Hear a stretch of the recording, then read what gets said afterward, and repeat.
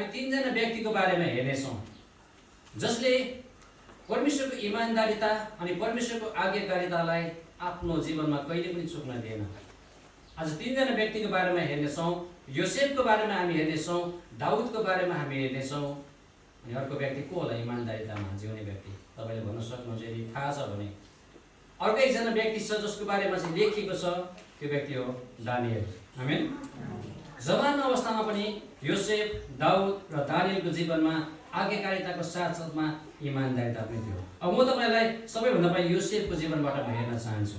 योसेफ आज्ञाकारिता पनि थियो, परमेश्वरको डर भय माने पनि थियो र परमेश्वरलाई दिनुभएको वचनलाई इमानदारी साथ निभाउने व्यक्ति पनि थियो। तपाईँहरू सङ्गति आउनु भएको छ, त्यो एउटा आज्ञा पालन प्रिय, तर सङ्गति तपाईँ कति इमानदार भएर आउनु भएको छ? विभिन्न कारण हुन्छ सङ्गति आउने मानिसहरूको। हामी दुबईमा सेवाकाई गर्दाखेरि कति मानिसहरू चाहिँ सङ्गति आउँथ्यो अनि एक दुई दिन मान्छेले चिन्दै गएपछि भरे उसलाई पैसाको खाँचो पर्छ, उसलाई रुमको खाँचो पर्छ, उसलाई जबको खाँचो पर्छ। म त यसको लागि आएको, रुम खोजिदिनुहोस् न, अथवा अलिकति सहयोग गरिदिनु न, अथवा मलाई जब खोजिदिनु न भन्यो होइन। एउटा मण्डलीमा आएको विश्वासीलाई हामी त्यति गर्न गाह्रो विषय होइन यो। तर जब उसले जब पाउँछ, जब उसले रुम पाउँछ, जब उसले पैसा हात पर्छ नि, अनि सङ्गतिदेखि ऊ टाढा हुन्छ। आज्ञा त पालन भयो नि सङ्गतिमा आएर, तर उद्देश्य के हो त? हृदयको इमानदारी साथमा हामी सङ्गति किन जान्छौँ भन्ने कुराले मात्रै आज हाम्रो जीवन कति माथि उचालिने हो भन्ने कुरामा भर पर्छ। आमेन। योसेफ इमानदार व्यक्ति थियो। कतिमा तपाईँले प्रश्नमा सक्नुहुन्छ कि योसेफ इमानदार व्यक्ति थियो भनेर? पढ्नु भएको छ योसेफको कहानी?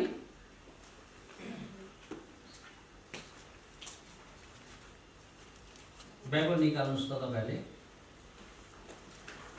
बाइबललाई खोल्नुहोस् त तपाईँले। तपाईँले कुन पद खोल्नुहुन्छ है त? योसेफको इमानदारी हामीले पढ्दाखेरि हामीले ध्यान दिएर पढ्यौँ भने है, योसेफको इमानदारी हामी कहाँ पाउँछौँ त? तपाईँ र मैले उत्पत्तिको पुस्तकलाई हामीले पढौँ, उत्पत्ति 37 अध्यायलाई। त्यहाँनिर योसेफको इमानदारी हामी देख्दछौँ। आज त्यहाँबाट म सुरु गर्नेछु। उत्पत्ति 37लाई म पढ्नेछु 1 देखि 2 सम्म। याकुब आफ्नो बुबाले बसोबास गरेको कनान देशमा बस्थे। याकुबको वृत्तान्त यही हो। योसेफ 17 वर्षको हुँदा तिनका दाजुसँग भेडा बाख्राहरूका बगाल चराउँथे।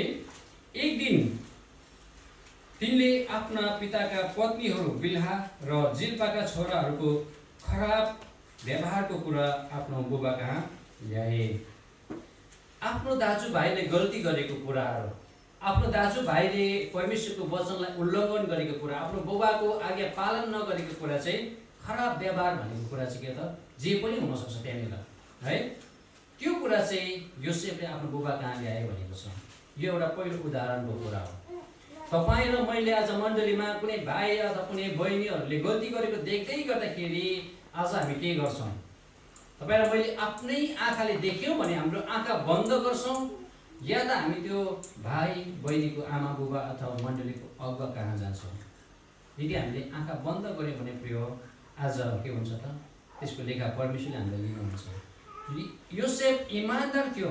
हामीले पछाडि हामीले हेऱ्यौँ भने है, इमानदारितामा चाहिँ किन आज परमेश्वरले योसेफलाई उचाल्ने हुँदछ भन्दाखेरि परमेश्वरको योजना छ कि भोलिको दिनमा योसेफलाई चाहिँ के गर्नुपर्नेछ त? सारा मिश्र देशभरिको एउटा के त सेनापति अथवा राजादेखि मुनिको व्यक्ति प्रधानमन्त्री बनाउनको निम्ति परमेश्वरले योजना गर्दै हुनुहुन्थ्यो। तपाईँ र मेरो जीवनमा पनि परमेश्वरले भोलिको दिनको निम्ति योजना बनाइसक्नु भएको छ। अब तपाईँ र मैले यदि त्यो कुरालाई इमानदारको साथमा पक्रेर हामी अगाडि बढ्यौँ भने, इमानदार भएर हामी त्यो कुरामा निरन्तर हामी लागिरह्यौँ भने है, हामीले सोच्दै नसोचेको अचम्मको घटना परमेश्वरले हाम्रो जीवनमा गर्नुहुनेछ। उहाँको कामलाई उहाँले पुरा गर्नुहुनेछ। आमेन। उत्पत्ति 39मा हामीले हेऱ्यौँ भने है, कसरी योसेफले दर्शन पायो। आफ्नो दर्शनको कुरा जसरी आफ्नो दाजुभाइलाई, आफ्नो बुबालाई बतायो, दाजुभाइहरूले राम्रो मानेन। हामी सबै दाजुभाइले तँलाई ढोग्नुपर्ने होइन, तँलाई हामीले आदर गर्नुपर्ने भनेर परमेश्वरले दिनुभएको दर्शनलाई योसेफले बताउँदै गर्दाखेरि योसेफको दाजुभाइहरू के भयो त? उसको दुश्मनी भयो। अनि योसेफलाई के गरे? उसको दाजु अनि भाइले पक्रेर इनारमा फालिदिए। त्यो बेलासम्म पनि योसेफले आफ्नो इमानदारिता गुमाएको छैन। ऊ चुपचाप बसेको छ। आज्ञाकारितामा परमेश्वरको त्यो योजनालाई योसेफले बुझेको छ। त्यही कारणले गर्दाखेरि इनारमा फालिँदाखेरि पनि योसेफ गनगनाएको छैन, रुएको छैन, कराएको छैन। मेरो दाजुभाइले मलाई के गर्यो त? यसरी हेला गरे, यसरी फाल्यो भनेर योसेफ कराएको छैन, चिच्याएको छैन, रुएको छैन, कराएको छैन प्रिय। तर इमानदारी साथमा परमेश्वरको वचनलाई पक्रेर बसेको छ। आमेन। जसको कारणले गर्दाखेरि योसेफ चाहिँ के भयो त? त्यहाँदेखि फेरि कहाँ पुग्यो त? मिस्र देशमा पुगेको छ। मिस्र देशमा फारोको कप्तानको घरमा ऊ बेचिएको छ। त्यहाँनिर बेचिँदाखेरि पनि योसेफको इमानदारी त हामी त्यहाँ देख्छौँ कि सबै के त काम गर्नेहरूको प्रमुख त्यहाँनिर योसेफलाई बनाइएको छ। चोर्ने मान्छे, बेइमानी गर्ने मान्छेलाई कसैले आफ्नो घरको जिम्मा दिन्छ? दिँदैन, कहिल्यै पनि दिँदैन है। योसेफको इमानदारी त हराएको छैन। योसेफ आफ्नो जीवनमा परमेश्वरको आज्ञाकारिता चाहिँ यति इमानदारी साथै निभाउँदैछ कि योसेफले गरेको हरेक काममा परमेश्वरले के गर्नुभएको छ त? आशीर्वाद दिएको चाहिँ त्यहाँको पोथीको त्यो कप्तानले देख्दछ। तिम्रो कारणले गर्दाखेरि चाहिँ परमेश्वरले मलाई धेरै आशिष दिनुभएको छ भनेर कप्तानले नै योसेफलाई भन्दछ। योसेफले आफ्नो जीवनमा इमानदारितामा जिउँदैछ, गर्दैछ, सबै कुरा पाउँदैछ उसले। तर त्यहाँनिर पुग्दाखेरि पनि पोतिफर है, कप्तानको श्रीमतीले, पोतिफरको श्रीमतीले चाहिँ योसेफलाई के गर्छ त?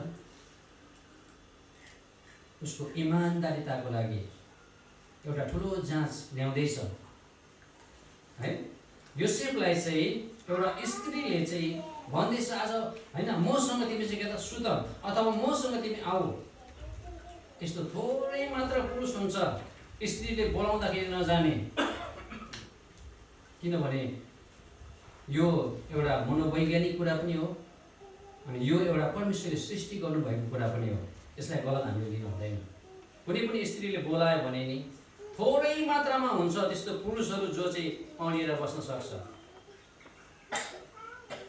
यो कुरालाई इमान्दारीको साथमा मैले बोल्नुपर्छ कि थोरै मात्रामा त्यो पुरुष हुन्छ जब स्त्रीले बोलाउँदाखेरि नजाने।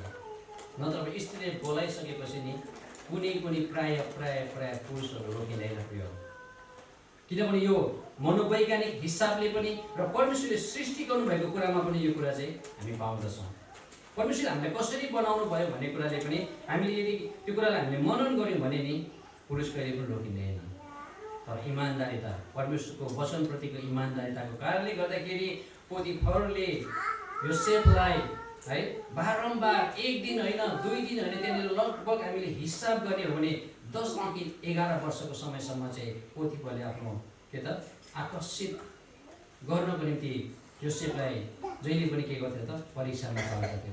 तर पनि योसेफले भनिरहेको छ, म यस्तो घोर अपराध गर्न सक्दिनँ। परमेश्वरको विरुद्धमा, मेरो मालिकको विरुद्धमा म कहिले पनि यस्तो अपराध गर्न सक्दिनँ। यो एउटा के हो त? इमानदारिताको प्रतीक हो प्रिय। तपाईँले मेरो जीवनमा यो घटनाहरू आयो भने दाजुभाइहरू हामी के गर्छौँ? हामी कुदेर जान्छौँ या त हामी के त परमेश्वरको वचनलाई भन्छ कि यो चाहिँ परमेश्वरको विरुद्धमा घोर अपराध हो, म यो काम गर्ने छैन। तपाईँले कहिले सोच्नु भएको छ? तपाईँको जीवनमा र हाम्रो जीवनमा सायद त्यो कुरा नआउला, तर पनि हामी त्यो कुराको लागि तयारी छौँ कि भोलि गएर हामीलाई कसैले पनि बोलायो भने हामी के गर्छौँ? ठुलो प्रश्न चाहिँ जानु त मन लागेको छ नि, परमेश्वरको वचनले मलाई अनुमति दिँदैन, मन बाँधेर पनि आउनु पर्यो नि, होइन प्रिय। परमेश्वरको वचनले होलाई हो अनि होइनलाई होइन भने इमानदारितामा जिउनको निम्ति गलत परमेश्वरको विरुद्धमा यो म काम गर्ने छैन, त्यो कुरालाई हामी त्यहीँनिर छोडेर के गर्नु छ त? भाग्यो भन्छ योसेफ चाहिँ होइन। पोतिफरको श्रीमतीले अन्तिममा केही पार नलागे उसलाई के त पक्रियो भन्छ। पक्रिँदा पनि उसको लुगाहरू उसकै हातमा रह्यो र ऊ के त नाङ्गै बाहिर कुदेको छ भन्छ है। माथिको ज्याकेट चाहिँ अथवा उसले के लगाएको थियो त्यो कुरा चाहिँ पोतिफरको श्रीमतीको हातमा रहँदा पनि ऊ के त दौडेर बाहिर निस्किएको छ। त्यो अवस्थासम्म पुग्दा पनि योसेफले आफ्नो इमानदारिता गुमाएन। अहिले संसारमा चलेको एउटा उखान, इमानदारिताको कदर छैन। हाम्रो नेपालमा भन्छ, सुन्नु भएको छ? इमान्दारी साथ जिउने मान्छेले जिउन सक्दैन भनेर सुन्नु भएको छ? सुन्नु भएको छैन? त्यसो पनि भन्नुभएको छ हो। मान्छेले भन्छ कि अहिलेको यो नेपालमा, अहिलेको यो हाम्रो देशमा इमान्दारिताको कदर छैन, इमान्दारी साथ जिउने मान्छेहरू बाँच्न सक्दैन होइन। बैमानी नगरिकन पैसा कमाउन सकिँदैन, बैमानी नगरिकन हामी माथिल्लो ठाउँमा पुग्न सकिँदैन, कसैलाई नटेकिकन हामी माथि स्तरमा पुग्न सक्दैनौँ भनेर भन्ने चलन छ हाम्रो देशमा। छ्यापछ्याप्ती राजनीतिदेखि लिएर प्रत्येक आज के त सङ्घ संस्थामा पनि यो कुरा व्याप्त भएको छ। हामी त्यो माहौलभित्र बसेका छौँ। अब तपाईँ र मलाई परमेश्वरको वचनले के भन्दछ त? योसेफ इनारमा फाल्यो। योसेफ चाहिँ त्यस पछाडि पोतिफरले चाहिँ उता चाहिँ के गर्दा उसको श्रीमतीले आरोप लगाउँदाखेरि योसेफलाई चाहिँ जेलमा लगेको छ। जेलमा जाँदा पनि योसेफले आफ्नो इमानदारिता गुमाएन। जेलको प्रमुख व्यक्ति जसले जेलमा अरन फटन गर्छ त्यो व्यक्तिको हृदय जितेको छ योसेफले। अनि सबै त्यहाँको जेलभित्र बस्ने मानिसहरूको अरन फटन गर्ने प्रमुख चाहिँ कसलाई बनाएको छ त? योसेफलाई बनाएको छ। त्यही कारणले गर्दाखेरि आज तपाईँले मेरो इमानदारितालाई मानिसहरूले देख्नुपर्छ। मण्डलीभित्र मात्रै होइन प्रिय, मण्डलीको यो भित्र आउँदाखेरि त जस्तो मान्छे पनि यस्तो इमानदार देखिन्छ है। थपक्कै आउँछ, एकदमै चुपचाप 2 घन्टा बस्छ, जसले जे गायो त्यही गाउँछ, जसले जसो भन्यो त्यसै गर्छ। यो यति नै हाम्रो इमानदारिताको चिन्ह हो भने हामीले सुधार गर्नुपर्छ। यो मण्डलीको ढोकादेखि हामी बाहिर निस्कँदै जाँदाखेरि तपाईँ र मेरो इमानदारिताको कदर परमेश्वरले गर्नुहुन्छ कि हुँदैन, त्यो कुरा एकदम महत्त्वपूर्ण कुरा हो। योसेफ तपाईँले मैले हेऱ्यो भने योसेफ चाहिँ चिहानसम्म खसालिएको छ है। इनार भनेको एउटा त्यो त चिहान जहाँ उसलाई मार्नको निम्ति मानिसले गाजोले फालिएको छ। जब आफ्नो इमानदारिता हामी गुमाउँदैनौँ नि, तपाईँ र मलाई मान्छेले झुटो आरोप लगाएर अथवा हामीले असल काम गर्दा गर्दा पनि कतिपल्ट अहिलेको मैले भनिहालेँ तपाईँलाई कि यो हाम्रो देशमा यस्तो प्रविधि छ कि अर्कालाई नफसाइकन, अर्कालाई नटेकिकन हामी माथि जान सक्दैनौँ भन्ने हामी माहौलमा हामी बसिरहेका छौँ। तर तपाईँ र म परमेश्वरको वचनलाई सुनेर परमेश्वरको वचनलाई हामीले बोकेर हिँड्ने व्यक्तिहरू हामी के गर्दैछौँ आजको दिनमा? तपाईँ र म यदि असल हुँदाहुँदै, तपाईँ र म इमान्दार हुँदाहुँदै पनि परमेश्वरले यदि है दिएको वचनलाई हामीले पालना गरेर हिँड्दा पनि मान्छेले हामीलाई टेकेर चाहे त्यो मृत्युको मुखमा हामीलाई किन नपुर्याओस्, चाहे त्यो चिहानसम्म हामीलाई किन नपुर्याओस्, र तपाईँ र मैले आफ्नो इमानदारिता गुमाएनौँ भने चाहिँ के त हामीले एउटा कुरा बुझ्नुपर्छ। योसेफ चाहिँ चिहानदेखि परमेश्वरले उठाउँदै उठाउँदै कहाँ लानु भएको छ त? सिंहासनसम्म राख्नु भएको छ। योसेफलाई कसैले त्यस पछाडि खसाल्न सक्यो त्यो ठाउँबाट? उसको राज्यकालभरि कसैले उसलाई के त दबाउन सकेको छैन प्रिय, किनभने परमेश्वरले नै माथि उठाउनु भएको कुरा हो। मैले अघि तपाईँलाई भने मैले उफ्रेर भेट्न सक्दिनँ, तर 5 जना मान्छे उफ्रेर हामीले त्यो फ्रेमलाई हामी भेट्न सक्छौँ, तर त्यो व्यक्तिले पनि हामीलाई सधैँभरि माथि उठाउन सक्दैन। तर तपाईँले मेरो इमानदारिता, तपाईँले मेरो आज्ञाकारिताले गर्दाखेरि जब परमेश्वरले तपाईँलाई मलाई उठाउनुहुन्छ नि, परमेश्वरको उचाइको कुनै पनि नाप छैन। तपाईँले मलाई परमेश्वरले जुन ठाउँमा राख्नुहुन्छ नि त्यो ठाउँबाट कुनै पनि व्यक्तिले के त फसाउँदैन। तपाईँहरू परमेश्वरले चलाएको, म पनि चाहन्छु कि परमेश्वरले मेरो जीवनबाट प्रत्येक दिन काम गर्नुभएको होस् भनेर म पनि चाहन्छु। मेरो प्रार्थना पनि त्यही छ होइन। मैले मिनिस्ट्री गरेर झोला बोकेर सुसमाचार सुनाउँदै हिँडिराख्नु पर्दैन परमेश्वरको सेवाकार्य गर्नको निम्ति। प्रत्येक कुनामा, प्रत्येक ठाउँमा परमेश्वरको मण्डली खडा भएको छ, प्रत्येक ठाउँमा परमेश्वरको जनहरू सेवाकार्य गरिरहेको छ। मैले अब झोला बोकेर नै पहिलाको जस्तो नेपालमा त्यतिखेर विश्वास थिएन, त्यतिखेर हिँड्नु पर्थ्यो, मानिसहरूलाई परमेश्वरको वचन सुनाउँदै जानु पर्थ्यो, सुसमाचार सुनाउँदै जानु पर्थ्यो। तर अहिलेको अवस्थामा चाहिँ हामी यो अवस्थामा छौँ कि प्रत्येक भूमिमा परमेश्वरले आफ्नो मण्डली खडा गरिसक्नु भएको छ। हामी धेरैबाट नबुझेर झोला बोक्छौँ अनि हामी के त त्यहाँ मण्डली छँदैछ, परमेश्वरको वचन त्यहाँ छँदैछ, तर पनि हामी गएर के गर्छौँ त्यहाँनिर थप्ने काम गर्छौँ। तर तपाईँ र मैले अब मिनिस्ट्री गर्नुपर्छ भन्ने होइन, सेवाकार्य गर्नुको लागि तपाईँ र मैले यो मण्डलीको ढोकादेखि बाहिर निस्कँदै गर्दाखेरि तपाईँले मेरो सेवा सुरु हुन्छ। आमेन। सेवा सुरु हुन्छ प्रिय हो। तपाईँले मेरो सेवा चाहिँ यो मण्डलीको ढोकादेखि बाहिर निस्केपछि सुरु हुन्छ। तपाईँले मेरो इमानदारिता, तपाईँले मेरो आज्ञाकारिता अझ हाम्रो गाउँ समाजको मानिसहरूले के हामीले विश्वास गर्छ यो व्यक्ति चाहिँ इमान्दार छ भनेर। तपाईँले आफूले एकपल्ट कल्पना गर्नुहोस् त, मलाई विश्वास गर्छ यो कुरामा, अथवा मलाई गाउँको मानिसहरूले के त इमान्दार छन् भनेर जान्दछ भनेर अरूले नसोध्नुहोस्, आफूले एकपल्ट प्रश्न गर्नुहोस् त। यदि प्रश्न गर्दाखेरि तपाईँले कुनै ठाउँमा चुक्नु भएको छ भने तपाईँले आफूलाई सुधार गर्नुपर्छ, मैले पनि आफूलाई सुधार गर्नुपर्छ।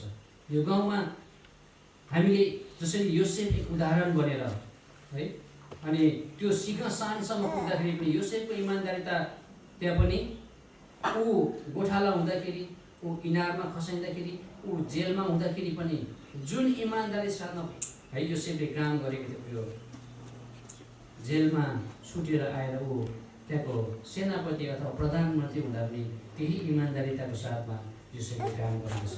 अब मेरो पालो आयो, अब म चाहिँ यता ठाउँमा पुगेँ, अब होइन, अब पोथीपरले भन्छ मेरो सिंहासनदेखि होइन, मैले खाने पिउने र मेरो सिंहासनदेखिको सबै जिम्मा तिम्रो, तिम्रो अधिकार बिना, तिम्रो बोली वचन बिना मिश्रमा केही पनि हुनेवाला छैन, तिमीले जे बोल्छौ त्यहीँनिर हुनेछ भनेर योसेफलाई चाहिँ के त जिम्मा दिएको कुरा परमेश्वरले उठाउनु भएको हो नि त योसेफलाई। तर के मात्र भन्दाखेरि इमान्दारिता योसेफले गुमाएको छैन। आज जवान भाइ बहिनीहरू, तपाईँहरूको लागि म एउटा है, जसले बिहा गर्नु भएको छैन हुन त यो बिहा गर्नेको लागि पनि हो, तपाईँहरूको इमान्दारिता हेर्नको लागि नि हामी तपाईँको पछि पछि पछि पछि बजारमा, गाउँमा, सहरमा कहाँ जान्छ भने हेरिराख्नु पर्दैन। तपाईँले मेरो इमान्दारिता हेर्नको लागि नि तपाईँले मसँग भएको मोबाइल नै काफी छ। तपाईँ कति इमान्दार हुनुहुन्छ भन्ने कुरा नि आज धेरै नभए तापनि केही न केही हद मात्रामा हामीले के त मोबाइलबाट पनि मान्छेको इमान्दारिता हामी हेर्न सक्छौँ। गलत गर्ने मान्छेले कसैले पनि त्यो यदि मोबाइलबाट उसले गलत काम गरिरहेको छ अथवा गलत मेसेजहरू गरिरहेछ भने नि त्यो मोबाइल उसले कसैलाई पनि सुन्न दिँदैन, न त आफ्नो श्रीमान होस् न त आफ्नो श्रीमती होस्। बरु झगडा होला, पासवर्ड हालिन्छ, आज थाहा पाए भोलि अर्को चेन्ज गरिन्छ गलत गर्ने मान्छे। तर इमान्दार मान्छे चाहिँ के भन्छ त, निर्धक्क हिँड्छ भन्छ है। हितोपदेश पुस्तकलाई हेर्नुहोस् त, इमान्दार मान्छे कोहीसँग पनि डराउँदैन, ऊ निर्धक्क हुन्छ। तर दुष्ट मान्छे चाहिँ अरूले नखेदाए पनि भागिरहन्छ, खेदाउनै पर्दैन दुष्ट मान्छेलाई। उसलाई थाहा हुन्छ बा यसले पो थाहा पायो कि, त्यसले पो थाहा पायो कि, उता पो थाहा पायो कि। त्यही भएर वचन सान्दर्भिक छ हाम्रो लागि। त्यही भएर हाम्रो इमान्दारी जाँच्नको लागि हामी बाहिर निस्किनु पर्दैन। तपाईँले मेरो हातमै छ, आज बिग्रिने कुरा तपाईँले मेरो हातमै छ, कसरी जस्तो हामीले चलाउँदैछौँ, यो एकदमै महत्त्वपूर्ण कुरा हो। जसरी योसेफलाई परमेश्वरले चिहानदेखि सिंहासनसम्म उठाउनु भयो, त्यसै कारण हामी दाउदको जीवनलाई हेरौँ है। दाउद पनि जङ्गलमा त बिचरा अब है, दाजुहरू एकदमै हट्टाकट्टा सेनामा छ। दाउद त अब भर्खरै कान्छो छोरो सानो समयभन्दा होइन, के फरक थियो होला त? सेनाको लागि त ज्यान चाहिँदैन र होइन र? सेनामा भर्ती हुनको लागि त ज्यान चाहिन्छ, फिटिङ चाहिन्छ, सबै कुरा चाहिन्छ नि त। तर पनि परमेश्वरले चुन्नु भएन त उसको दाजुहरूलाई, इलियाबलाई। हेर्दा हट्टाकट्टा देख्यो, सामुएलले भने यो चाहिँ होला, तर परमेश्वर भन्छ यो होइन, तिमीहरू मान्छेलाई हेर्छौ तर म चाहिँ के हेर्छु त, मान्छेको हृदयलाई हेर्छु। आमेन। दाउदलाई आज तपाईँ र मैले हेऱ्यौँ भने ऊ गोठालामा हुँदाखेरि पनि इमान्दारी चाहिँ हामी पाउँदछौँ।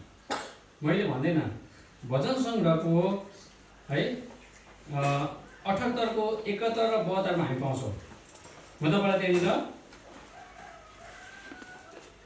भजन सङ्ग्रह 78 को 71 अनि 72 त्यहाँनिर यसरी लेखेको छ, भेडाहरूको रखवाली गर्ने कामबाट उहाँले दाउदलाई याकुबका सन्तान र आफ्नो उत्तराधिकार इजरायलको गोठालो हुनलाई ल्याउनुभयो।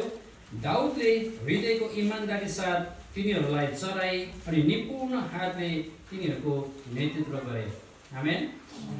दाउद जङ्गलमा छ पुग्यो।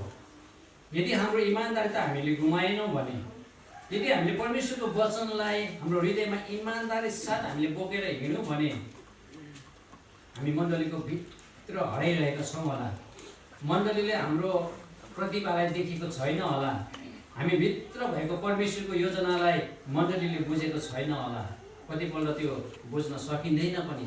तर तपाईँ र म आज यो सानो मण्डली छ, यो सानो मण्डलीमा पनि तपाईँलाई अनि मलाई परमेश्वरले विशेष योजनाको निम्ति बोलाउनु भएको छ। हामी कतिजना विश्वास गर्नुहुन्छ? तपाईँ र मेरो जीवनको लागि बिना उद्देश्य परमेश्वरले हामीलाई चुन्नु भएको छैन, उहाँको उद्देश्य अनुसार चुन्नु भएको छ। र तपाईँले आफ्नो सेवालाई बुझ्नु भएको छैन भने आजदेखि तपाईँले आफ्नो जीवनलाई निहालेर हेर्नुहोस्, म के कुरामा चुकेको छु, म के कुरामा चाहिँ चुकेको छु, ताकि म आज परमेश्वरको सेवाको निम्ति अगाडि बढ्न सकेको छैन। सबैभन्दा पहिलो कुरो हो इमान्दारिताको कुरा।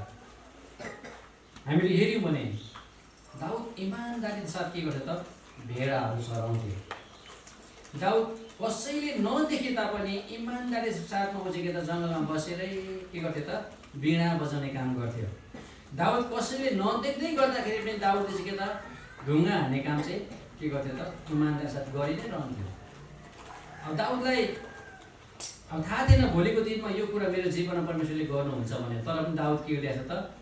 सायद तपाईँ र मलाई थाहा छैन होला, हामीले गर्दै गरेको कुरा इमान्दारितामा यसले भोलि मलाई के फाइदा हुन्छ र यसले मलाई के ठाउँमा पुर्याउँछ भन्ने तपाईँ र मलाई कतिपल्ट थाहै हुँदैन। तर तपाईँ र मलाई दिएको परमेश्वरको वरदान, तपाईँ र मलाई दिएको परमेश्वरको बोलावटलाई हामीले इमान्दारी साथ चलाउँदै गयौँ भने नि परमेश्वरले भोलिको दिनमा के गर्नुहुन्छ? तपाईँ मेरो जीवनबाट काम गर्नुहुन्छ। तपाईँ र मेरो जीवनमा जब परमेश्वरले त्यो इमान्दारी साथमा काम गर्नुहुन्छ नि, तपाईँ आफ्नो पनि के हुन्छ त? आत्मिक वृद्धि भएर जान्छ, जसले मण्डलीमा पनि के ल्याउँछ त?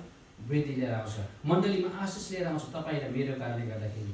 त्यही कारणले आज हामीले बुझ्न जरुरी छ, तपाईँ र हाम्रो इमान्दारितालाई हामीले गुमाउनु हुँदैन कुनै पनि ठाउँमा। दाउदले वीणा बजाउने काम चाहिँ एकदम इमान्दारी साथ गर्थ्यो। आज क्वायरमा उभिने भाइ बहिनीलाई म यो भन्न चाहन्छु, हामी दुबईमा बस्दाखेरि म वाक्कै भएको थिएँ। किन भन्दाखेरि सबैजना आशिष गवाएको समयमा चाहिँ म भजन गाउने परमेश्वरको निम्ति भनेर। आज रोक्यो, भोलि रोक्यो, पर्सि रोक्यो, रोक्दा रोक्दा 15 जनाको लामो नाम आयो त्यहाँनिर। अब कसले गाउने त? अनि हामी मण्डली सबैजना मिलेर हामीले निर्णय गऱ्यौँ कि अब आशिष गवाएको समय हामी दिने छैनौँ। किनभने आशिष गवाई बाँड्नुपर्ने समयमा चाहिँ मान्छेले के गरिरहेछ त? खालि म परमेश्वरको निम्ति गाउँछु भनेर चाहिँ के त? मण्डली अगाडि उभिएर गाउनु। अनि मैले मसँग नजिक भएको भाइहरूलाई मैले के भने भन्दाखेरि, यदि तिम्रो हृदयको इमान्दारिता हो भने, यदि दाउद जस्तै तिमी एक आराधक बन्न चाहन्छौ भने मण्डलीको पुलपिटमा होइन, यो चाहिँ तिमी आफै उचालिँदैछौ, तिमीलाई परमेश्वरले उचाल्नु भएको होइन।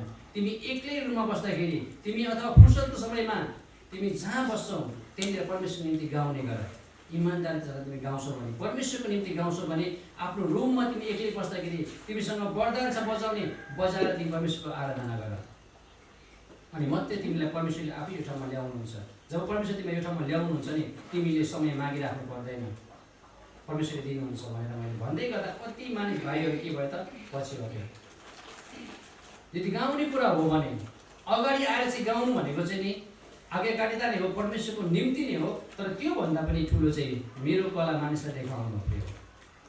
तपाईँ यदि गाउने व्यक्ति हो भने, तपाईँसँग वरदान छ भने नि तपाईँ रुममा एक्लै बस्दाखेरि पनि तपाईँ के गर्नुहोस् त? प्रभुको निम्ति गाउनुहोस्, गाइराख्नुहोस्, अरूले सुन्नुहोस् चाहे नसुन्नुहोस्। दाउदले पनि त्यही गर्थ्यो त। गोठालामा कसैले देखिरहेको जङ्गलमा, तर पनि वीणा बजाउने काममा चाहिँ निपुण साथ उसले बजाइरहन्थ्यो। जुन समयमा साउलले आज्ञा भङ्ग गर्यो, अनि साउलले आज्ञा भङ्ग गरिसकेपछि एउटा हानिकारक आत्माले साउललाई पक्रियो, अनि साउलले भन्दछ एउटा निपुण वीणा बजाउने मान्छे खोजेर ल्याऊ। हेर्नुहोस् है त। अनि त्यो निपुण साथमा वीणा बजाउने मान्छे चाहिँ को थियो त? दाउद थियो। दाउदले गरेको इमान्दारिताको साथमा काम गरेको कुरा चाहिँ के गर्दैछ त? परमेश्वरले अब ल्याउँदै हुनुहुन्छ, उचाल्दै हुनुहुन्छ दाउदलाई बिस्तारै। गोलियत त्यति ठुलो मान्छे थियो, इजरायलहरू कसैले पनि उसँग लड्ने हिम्मत गरेन, किनभने त्यो मान्छे नै हेर्दा डर लाग्दो थियो। प्रिय दाउद जस्तो त्यो सानो भर्खरको पुर्के केटा है, दाउदमा एउटा के थियो त? इमान्दारिताको उसँग के त चिन्ह थियो कि मैले ढुङ्गा हाने भने चाहिँ नि है म मिस गर्दिनँ। किनभने ऊ भेडा गोठालामा चाहिँ जहिले पनि के गर्थ्यो त? भेडा चलाउँदाखेरि अनि है अब अरू होइन भालु सिंहहरू आउँदाखेरि उसले के त? खेदाउने काम गर्थ्यो, हान्ने काम गर्थ्यो। र ऊ यो कुरामा यति निपुण थियो कि उसलाई थाहा थियो कि मैले हाने भने चाहिँ म के त? मिस गर्दिनँ। त्यही भएर त त्यही परमेश्वरको एउटा इमान्दारितामा परमेश्वरले बोल्नु भएको कुरालाई आज्ञाकारितामा दाउदले निपुण साथ गरेको कारणले गर्दाखेरि गोलियतलाई के गरेको छ त? एउटै ढुङ्गाले लडाएको छ। प्रिय यदि उसले आफूलाई निपुणताको साथमा इमान्दारी साथमा उसले तालिम नदिएको भए, उसलाई थाहा थिएन मैले भोलि गोलियतलाई हिर्काउँछु भनेर, तर पनि ऊ लागि नै गयो। तर उसले सिकेको कुरा, उसले इमान्दारी साथ गरेको कामले गर्दाखेरि के भयो त? गोलियत लडेको छ। प्रिय हामीले थाहा पाउँछौँ धेरै दूरी थिएन दाउद र गोलियतको बिचमा, यदि दाउदको त ढुङ्गा चुकेको भने बलमा चाहिँ दाउदलाई गोलियतले त एउटै हातले टिपेर पछार्थ्यो। प्रिय याद गरौँ, तपाईँ र मैले आज तपाईँ र मैले परमेश्वरको इमानदारीमा जिउँदै गर्दाखेरि हामीले गरेको कुनै पनि काम मिस्टेक हुँदैन भोलिको दिनमा, चाहे त्यो ठुलोभन्दा ठुलो समस्या किन नहोस्, हामीले हाम्रो सोचभन्दा बाहिरतिर नहोस्, तर तपाईँ र मैले इमानदारीको साथमा परमेश्वरले दिएको कुरालाई हामी चलाउँदैछौँ भने नि दाउदले नि एउटा त्यो पहिलो ढुङ्गा मिस्टेक गरेको भने दोस्रो ढुङ्गाबाट निकाल्ने मौका पाउने थिएन, किनभने नजिक आइसकेको थियो। त्यही कारणले गर्दाखेरि तपाईँ र मैले आज के गर्दैछौँ परमेश्वरको निम्ति इमानदारी साथै तपाईँले जारी राख्नुहोस्। प्रिय भोलिको दिनमा परमेश्वर तपाईँ त्यो ठाउँ राख्नुहुन्छ, तपाईँ र मेरो इमानदारीको कदर परमेश्वरले गर्नुहुन्छ। प्रिय हामीले अर्को कुरा हेऱ्यौँ भने है धेरैपल्ट मान्छेले आफैले आफू उचाल्छ। मैले भने नि मैले अब यो भेट्न सकिनँ भने मैले सिँढी लाएर हुन्छ, के गरेर हुन्छ, इँटा थपेर हुन्छ, के गरेर हुन्छ, त्यो ठाउँमा म पुग्न सक्छु। आज धेरै मान्छेलाई परमेश्वरले उचाल्नु भएको छैन, तर आफै उचालेर अथवा दुई चारजना मान्छे तिमी त के त अगुवा हुने योग्यको छौ, तिमी चाहिँ के त आमा वचन पनि खतरा प्रचार गर्छौ, गाना पनि भयङ्कर गाउँछौ, अब तिमी के हुनुपर्छ त अगुवा हुनुपर्छ है भनेर धेरै व्यक्तिहरू उचालेको छ।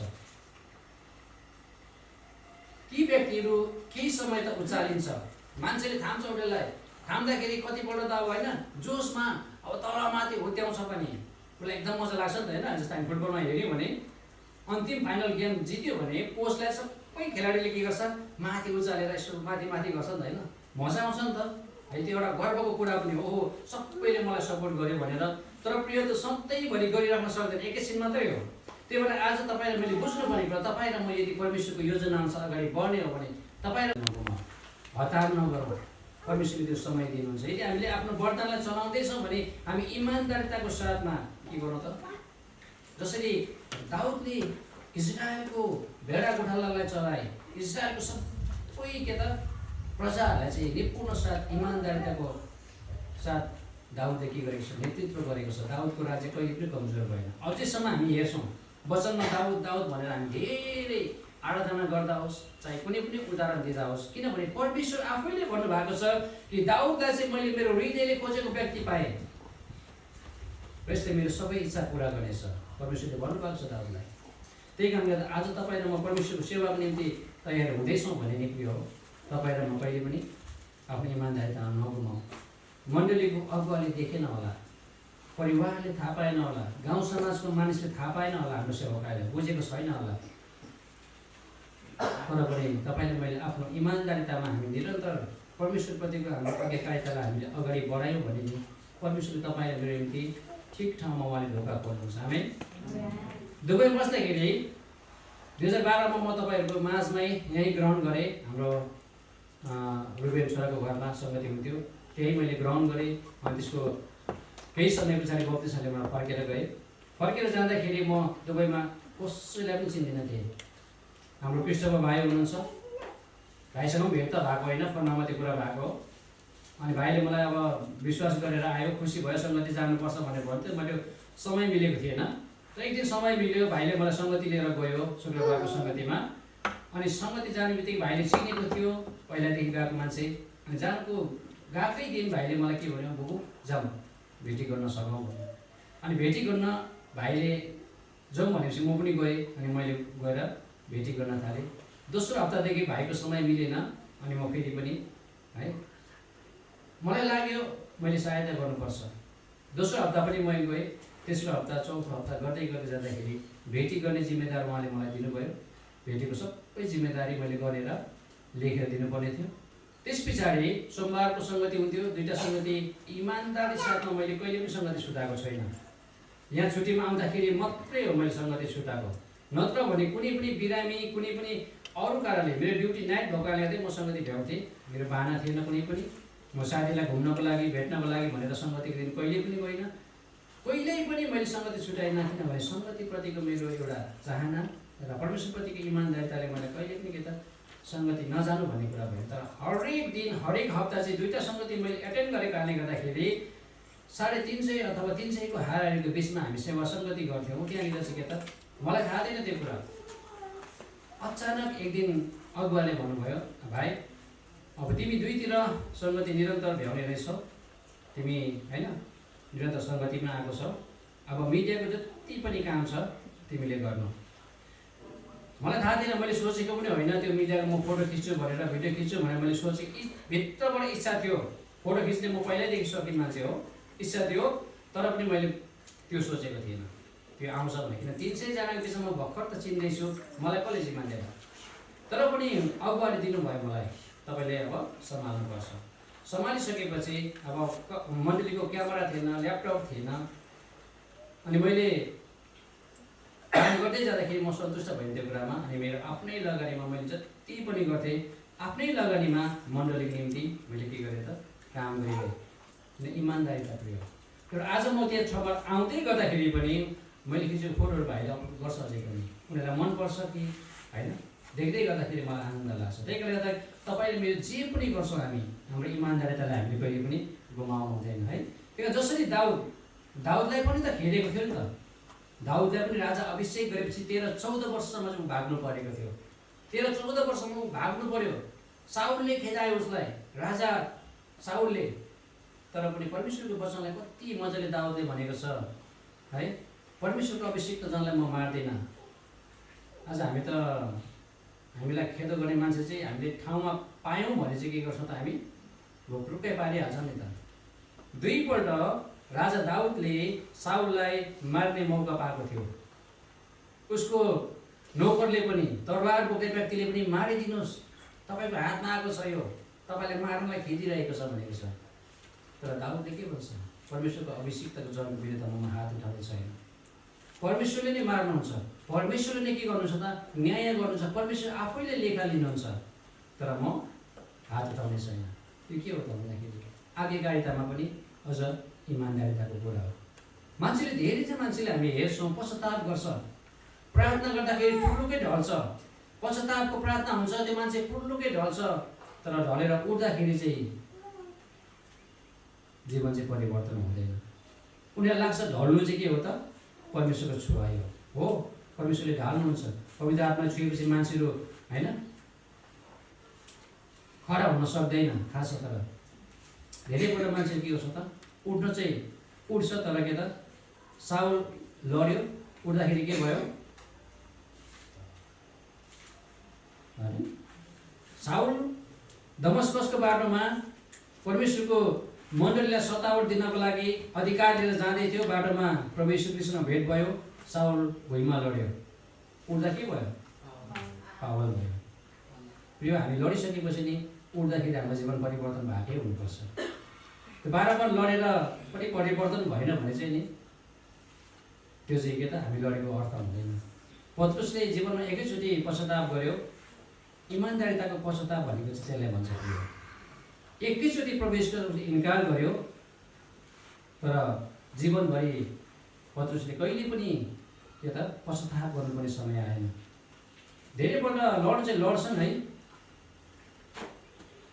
साउले भएर लड्छ, तर उठ्दाखेरि चाहिँ हेरोद राजा जस्तो झन् कठोर भएर उठिदिन्छ कि समस्या त्यो हो। दाउदले पनि पश्चाताप गरेको थियो नि त, जब बेत्सेबासँग उसको नाजायज सम्बन्ध भयो।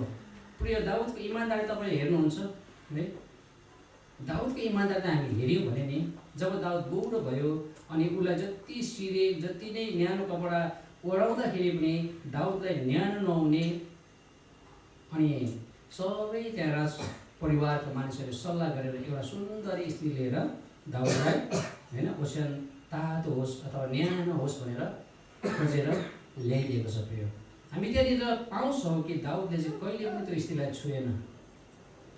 दाउद, हामीलाई थाहा छ, स्त्रीप्रति मोह भएको व्यक्ति हो दाउद राजा। किनभने बच्चालाई देख्नु बित्तिकै उसको मनमा त्यो आउनु भनेको मैले अघि भने तपाईँहरूलाई कि कुनै पनि पुरुष थोरै मात्रामा हुन्छ, त्यो पुरुष त्यो भित्र तपाईँलाई मैले खडा गर्न सक्नुपर्छ आफूलाई। हामी पुरुषको लागि, हामी है दाजुभाइको लागि। दाउद पनि स्त्रीप्रति चाहिँ के त उसको पनि मोह थियो। त्यही भएर त शैतानले त्यो कुरामा त फसाए दाउदलाई। तर दाउदले के भन्यो त, मैले पाप गरेँ, मैले तपाईँको विरुद्धमा है पाप गरेँ। जब दाउदले पश्चाताप गर्यो नि है, आफ्नो ओछ्यानमा आएको स्त्रीलाई पनि उसले छोएन भन्छ, किनभने उसको साँचो पश्चाताप थियो, इमान्दारिताको पश्चाताप थियो। त्यही कारण हामी पश्चाताप गर्छौँ, कतिपल्ट पश्चाताप प्रार्थना हुन्छ, हो गुरुमा हामीले प्रार्थना गरिदिन्छ, तर हामीले प्रिय हो तपाईँले मेरो पश्चाताप साँच्चै इमान्दारिता छ कि छैन, फेरि हामी त्यही गल्ती दोहोऱ्याउँदैछौँ कि त? यो महत्त्वपूर्ण कुरा प्रिय हो। त्यही कारणले आज हामीले हाम्रो जीवनलाई हामीले चलाउँदाखेरि म अन्तिममा भनेछु 4वटा कुरा छ हामीले इमान्दारितामा हाम्रो दैनिक जीवन हामीले जिउनु परेको है। म समय छैन, अब छोटो रूपमा जानेछु। दानियलको बारेमा हामी हेरौँ, दाउदको इमान्दारिता हेऱ्यौँ है। दाउदलाई चाहिँ कसरी परमेश्वर चलाउनु भयो, जङ्गलदेखि एकैचोटि के गर्नुभयो त, इजरायलको राजा खडा गर्नुभयो। मान्छेले सोचेको पनि थिएन, दाउदले सोचेको पनि थिएन कि म इजरायलको राजा हुन्छु भनेर, तर दाउदको एउटै इमान्दारिताको कारणले गर्दाखेरि परमेश्वरप्रतिको डर भयो अनि परमेश्वरको आज्ञाकारिताको कारणले गर्दाखेरि दाउदलाई के गर्यो त, जङ्गलदेखि एकैचोटि उठाएर के ल्याउनु भयो, इजरायलको राजा हुन ल्याउनु भयो। र आज महान राजाको रूपमा हामी हेर्छौँ भने दाउद जस्तो अर्को राजा छैन, दाउद जस्तो बलियो व्यक्तिहरू कोही पनि थिएन। सबै राज्यलाई उसले अधिकार गर्न सक्यो, किनभने एउटै कारण के प्रिय हो कि परमेश्वरप्रतिको आज्ञाकारिता र इमान्दारिताको कारणले गर्दाखेरि परमेश्वरले के गर्नुभयो, दाउदलाई माथि उठाउनु भयो। दाउदको जीवनकालभरि नै कुनै पनि व्यक्ति दाउदको अगाडि टिक्न सकेन। परमेश्वरले उठाउनु भएको व्यक्तिलाई चाहिँ नि कसै पनि व्यक्तिले लडाउन सक्दैन। अब तर हामीले बुझ्नुपर्छ कि मलाई परमेश्वर उठाउनु भयो, अर्को मान्छेले मलाई के त झुटो जाल झेल गरेर फसायो भने त्यो परमेश्वरले खसालेको होइन, त्यो मान्छेले खसालेको प्रिय हो। तर परमेश्वरले खसाउनु भएपछि त्यो उठेको तपाईँलाई जुन ठाउँमा मान्छेले लडाएको छ नि त्यो ठाउँमा फेरि परमेश्वरले उठाउनुहुन्छ, तर समयलाई हामीले पर्खिनुपर्छ। आमेन। अब म दानियलको विषयमा हेर्नेछु। दानियल 6:3 र 5 लाई हेरौँ त, 3 देखि 5 सम्म।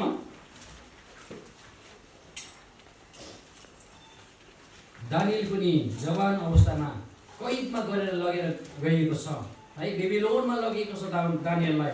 दानियल चाहिँ त्यहाँनिर यता अर्काको अधीनतामा बसिरहेको छ, तर पनि दानियलको इमान्दारिता, दानियलले गरेको एउटा इमान्दारिताको कामले गर्दाखेरि है त्यो ठाउँमा चाहिँ के भएको छ त, परमेश्वरको महान काम हामी भएको देख्दछ। दानियल 6 मा हामी हेऱ्यौँ भने 3 देखि 5 सम्म तपाईँको लागि म पढिदिनेछु। अब दानियलले असाधारण गुणद्वारा आफैलाई ती अध्यक्षहरू र प्रान्तका बडा हाकिमहरूका बीचमा यस्तो फरक देखाए कि राजाले तिनलाई सम्पूर्ण राज्यको शासक नियुक्त गर्ने योजना गरे। तब अध्यक्षहरू र प्रान्तका बडा हाकिमहरूले दानियलको विरुद्ध अभियोग लाउनको निम्ति सरकारी काम कारबाहीमा तिनको दोष देखाउन लागे, तर त्यसो गर्न उनीहरू असमर्थ भए। उनीहरूले तिनमा कुनै पनि भ्रष्टाचार भेटाउन सकेनन्, किनभने तिनी विश्वासयोग्य थिए र तिनी न त भ्रष्ट न लापरवाही नै थिए। अन्तमा ती मानिसहरूले भने हामीले यस दानियलको विरुद्धमा अभियोगको लागि उसको परमेश्वरको व्यवस्थाको सम्बन्धमा बाहेक कुनै पनि आधार कहिले पाउन सक्ने छैन। उसको पछि लाग्ने मानिसहरू, उसलाई तल होच्याउने मानिसहरूले पनि यो भन्न बाध्य भयो कि दानियल चाहिँ इमान्दार छ, दानियलले कुनै पनि काम लापरवाही साथ गर्दैन, दानियलले कुनै पनि कुरा चाहिँ के त फोटो राख्दैन, दानियल यति इमान्दारिताको साथमा काम गर्छ कि हामी उसमा दोष भेटाउन सक्दैनौँ। आज हाम्रो जीवनमा ठुलो प्रश्न यो हो, तपाईँले वचनलाई कोट गर्नुहोस् अनि पढ्नुहोस्। हामी कति ठाउँमा चुकेका हुन्छौँ, हामी इमान्दारितामा चुकेको बेलामा तपाईँले हेर्नुहोस्। दानियल चाहिँ के त एउटा दासत्वमा परेर गएको, बेबिलोनको राजधानीमा बस्दाखेरि पनि दानियलले आफ्नो इमान्दारिता नगुमाइकन के गरेको छ त, आफ्नो जिम्मेदारीलाई पुरा गरेको छ। त्यही कारणले गर्दाखेरि त्यहाँका काम गर्ने बडा हाकिमदेखि लिएर सबैले दानियलको विरुद्धमा चाहिँ अभियोग लाउन सकौँ र यसलाई चाहिँ त्यो कामबाट हामी निकाल्न सकौँ भनेर खोज्दा गरे। अन्तिममा उनीहरूले यो निर्णय गरे कि दानियलको विरुद्धमा हामी कुनै पनि के त खोट पाउन सक्दैनौँ। ऊ लापरवाही छैन, ऊ भ्रष्टाचार छैन, सबै कुरामा दानियलले चाहिँ इमान्दारी साथ काम गर्छ। त्यस कारणले गर्दाखेरि व्यवस्थाको पुस्तकदेखि बाहेक अरू कुनै पनि हामी यसलाई दोष लाउन सक्दैनौँ। अब व्यवस्थाको पुस्तकमा चाहिँ के छ भन्दाखेरि तिमीले अरू देवी देवतालाई नरोक्नु अथवा दण्डवत नगर्नु, त्यही मात्रै एउटा कारण हो दानियललाई हामीले दोष लाउन सक्ने। त्यही भएर उनीहरू राजालाई चाहिँ के भन्छ त, अबको होइन यतिको समयभित्र चाहिँ कुनै पनि व्यक्तिले आफ्नो परमेश्वरलाई प्रार्थना गरे तपाईँ बाहेक कसैलाई उसले दण्डवत गर्ने छैन भनेर उर्दी निकाल्नको लागि चाहिँ के गरेको त, राजालाई उक्साएको छ। राजाले पनि खुसी भएर हुन्छ भनेको छ। दानियल चाहिँ के त दिनमा 3 पल्ट प्रार्थना गर्थे, परमेश्वरलाई के गर्थ्यो त, पुकारा गर्थ्यो। अनि त्यो कुरा चाहिँ दानियल चाहिँ यो काम तपाईँको विरुद्धमा गर्यो भनेर दोष लगाएर चाहिँ दानियललाई के गरेको छ त, सिंहको खोरमा हालेको छ। त्यही त मानिसले हामीलाई यदि परमेश्वरको योजनामा हामी इमान्दार साथ भएर खडा भएको छौँ भने हामीलाई हाल्छ। इमान्दार साथ हामी जिउँदाखेरि पनि हाम्रो जीवनमा समस्या आउँछ, समस्या नआउने भन्ने कुरा होइन प्रिय। समस्या आउँछ इमान्दारिताको साथमा जिउँदाखेरि पनि, तर पनि त्यो दानिएललाई सिंहको खोरबाट जसरी परमेश्वरले बचाउनु भने तपाईँ र मलाई पनि बचाउनुहुन्छ आज। हामी अनि तपाईँ र म भन्छ कि इमान्दारिताको कदर छैन आजको संसारमा। हो, हाम्रो देशको अवस्थालाई हेऱ्यौँ भने, राजनीतिक अवस्थालाई हेऱ्यौँ भने पनि आज इमान्दारिताको कदर छैन हाम्रो देशमा। इमान्दार मान्छेले पैसा कमाउन सक्दैन, बेइमानी गऱ्यो भने त टन्नै कमाउँछ मान्छेले पैसा भन्छ। फेरि हामीहरू पैसाको लागि हामीले हाम्रो इमान्दारिता गुमाउनु हुँदैन। परमेश्वरले दिनुभएको सेवालाई हामीले बन्द गर्नु हुँदैन है। त्यही कारणले गर्दाखेरि आज हामीले इमान्दारिताको लागि होइन, यी सबै कुरा चाहिँ के छ त, उनीहरूको इमान्दारिताको कारणले गर्दाखेरि परमेश्वरले दिनुभएको के हो त, एउटा स्थान हो जुन स्थानमा न त योसेफ कमजोर भयो, न त दानिएल कमजोर भयो, न त दाउद नै कमजोर भयो जब परमेश्वरले उनीहरूलाई माथि उठाउनु भयो। आज तपाईँ र म पनि यदि हामी माथि उठाउन चाहन्छौँ भने मानिसले उठाएको कुरामा होइन, तपाईँ र म आफै उफ्रिने पनि होइन। मैले धेरै जान्दछु, अब मलाई पनि यो भाग चाहिन्छ, मलाई पनि तपाईँले यो कुरा दिनुपर्छ, जिम्मेदार दिनुपर्छ भनेर होइन। यो त्यसरी हामी उचालेको कुरा चाहिँ धेरै दिन टिक्दैन होइन। हामी उचालिँदाखेरि एकछिन त्यो बल जब हामी छुन्न त सक्लौँ त्यो ठाउँलाई, तर हामी सधैँभरि त्यो ठाउँमा हामी के त बस्न सक्दैन। दुई चारजना मान्छेले उठाएर हामी त्यो ठाउँमा लाग्ला सधैँभरि उसले हामीले थाम्न सक्दैन। तर जब परमेश्वरले हामीले उचाल्नुहुन्छ नि, त्यही भएर हामी तयार हौँ कि हामीले कुन कुरामा सबैलाई एउटै क्षेत्रमा परमेश्वर उचाल्नुहुन्न, सबैलाई राजै बनाउँछ भन्ने होइन, सबैलाई बडा हाकिमै बनाउँछ भन्ने कुरा होइन, सबैलाई चाहिँ के त मन्त्री नै बनाउँछ भन्ने कुरा होइन। तपाईँले मेरो मण्डलीमा नि हामी ख्रिस्टका शरीरहरू हौँ। आज तपाईँ उठ्न चाहनुहुन्छ भने नि हामीले आफ्नो इमान्दारितामा हाम्रो कहिले पनि हामी चुक्नु हुँदैन। त्यही कारणले गर्दाखेरि आजको वचनले हामी हेरेको चाहिँ परमेश्वर उचाउनुहुन्छ, तर इमान्दारिताको साथमा है। तपाईँ र मैले हरेक दिन, अब तपाईँ र म यो मण्डलीको ढोकादेखि बाहिर निस्केर जाँदाखेरि नि चारवटा कुरा छ हाम्रो दैनिक जीवनमा, हाम्रो इमान्दारिता नापिने कुरा। चारवटा कुरा तपाईँले देखेर राख्नुहोस् है। हाम्रो हिँडाइमा, अब तपाईँ मेरो पाइला कता जाँदैछ अरूले थाहा पाउँदैन। हामी अर्काको घरमा जान्छौँ, साथीभाइलाई भेट्न जान्छौँ, तर कुन उद्देश्य लिएर, हृदयको इमान्दारी साथ परमेश्वरले हामीलाई त्यो ठाउँमा पठाउनुहुन्छ भने गएको कुरा राम्रो हो। तर कसैलाई बिगार्न, कसैलाई भत्काउन हाम्रो पाइला अगाडि बढ्दैछ भने त्यो पाइला हामीले रोक्नुपर्छ है। हिँडाइमा भयो, हाम्रो हेराइमा हामीले अरूलाई हेर्दै गर्दाखेरि आमा त्यो जस्तो मैले पनि गर्न पाएँ त, अथवा ओहो यसले त खुब के त गरेर देखायो, एउटा हुन्छ नि अहङ्कारी आँखा भन्छ है। हिँडाइमा अनि हेराइमा दुईवटा कुरा भयो। हाम्रो हेराइमा यदि त्यस्तो कुरा अहङ्कारी आउँदैछ भने प्रिय तपाईँ र मैले आफ्नो हेराइलाई परिवर्तन गर्नुपर्छ। आँखा बन्द गर्ने होइन, किनभने आँखा बन्द गरेर हामी जिउन सक्दैनौँ। हाम्रो आँखा खुल्ला हुनुपर्छ, तर तपाईँ र मेरो हेराइलाई हामीले परिवर्तन गर्नुपर्छ। तेस्रो कुरा छ, हेर्दै गर्दाखेरि हाम्रो सोच के आउँछ त, त्यस्तै म पनि हुन पाएँ त, हामी त्यस्तो कहिले पनि हुँदैनौँ। किनभने परमेश्वरले हामीलाई फरक बनाउनु भएको छ अर्को व्यक्तिभन्दा। हामी जस्तो छौँ नि परमेश्वरले हामी त्यस्तै नै स्वीकार गर्नुभएको छ। परमेश्वरले भन्नुभयो तिम्रो परिवर्तन हो भनेर, र तिम्रो जस्तो छ म तिमीलाई त्यस्तै स्वीकार गर्छु। हामीलाई परमेश्वरले जस्तो राख्नु भएको छ नि, हामी अरूलाई देखेर म पनि त्यस्तै हुन पाऊँ अथवा त्यस्तै हुन पाएँ भनेर हाम्रो सोच हामीले राख्नु हुँदैन। र चौथो कुरा छ, तपाईँ र मेरो गराइमा, काम गराइमा इमान्दार छ कि छैन। यो चारवटा कुरा, हिँडाइमा, हेराइमा, सोचाइमा अनि हाम्रो काम गराइमा यदि हामी इमान्दार भएर लागिरह्यौँ भने नि परमेश्वरले हामीलाई नि हाम्रो इमान्दारिताको फल दिनुहुन्छ। जसरी योसेफले पायो, जसरी दाउदले पायो, जसरी दानिएलले पायो, तपाईँ र मेरो पनि इनाम गुम्ने छैन। हामी त्यही कारणले म तपाईँहरूलाई उत्साहित गर्न चाहन्छु कि हाम्रो इमान्दारिता चाहिँ हरेक पाइलामा हाम्रो इमान्दारिता चाहिँ जाँचिरहेको हुन्छ है। हाम्रो लागि हामी कति इमान्दार छौँ भनेर हामी बिहानदेखि बेलुकासम्म हिँड्दै गर्दाखेरि तपाईँ र मेरो इमान्दारिताको के हुँदैछ, जाँच हुँदैछ के हो। अघिकारिता त मण्डली आयो, अघिकारिता पुरा भयो, तर मण्डली के उद्देश्य लिएर आउँदैछौँ, हामी हृदयको इमान्दारी साथ आउँदैछौँ, या त कसैलाई देखाउनु, या त कसैलाई हेर्न, अथवा या त कसैलाई भेट्न आउँदैछौँ भने चाहिँ नि त्यो हृदयको इमान्दारिता होइन। म परमेश्वरलाई भेट्न चाहन्छु। यदि परमेश्वरको इमान्दारी भेट्न चाहन्छौँ भने तपाईँ र मेरो सङ्गति कहिले पनि टुट्दैन प्रिय।